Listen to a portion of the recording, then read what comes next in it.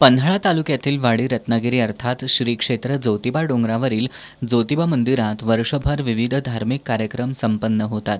यामध्ये ज्योतिबा देवाची भक्तांकडून तसंच श्रीपूजकांकडून विविध प्रकारची सेवा केली जाते. या सेवेपैकी मार्गशीर्ष महिन्यातील 56 भोग सेवेला अनन्यसाधारण महत्त्व आहे. देवाचे श्रीपूजक ही सेवा समर्पित करतात. श्री प्रथेनुसार आज 8 डिसेंबर रोजी मार्गशीर्ष सोमवार निमित्त ही सेवा करण्यात आली.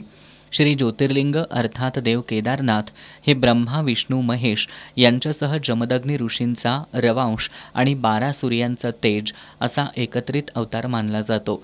भगवान विष्णूंचा सुद्धा अशाच स्वरूपात समावेश आहे. त्यामुळे भगवान नारायणाचा अवतार असलेल्या भगवान श्रीकृष्णांना प्रिय असणारी 56 भोगांची सेवा मार्गशीर्ष महिन्यात अर्पण केली जाते. नाथ केदार हे जगाचे पोशिंदे, जगाचे स्वामी आहेत. या विश्वपालक जगन्नाथाप्रती कृतज्ञता म्हणून ही सेवा अर्पण केली जाते. परमेश्वराला अर्पण करू ते सहस्त्रपटीत भक्तांना परत मिळतं.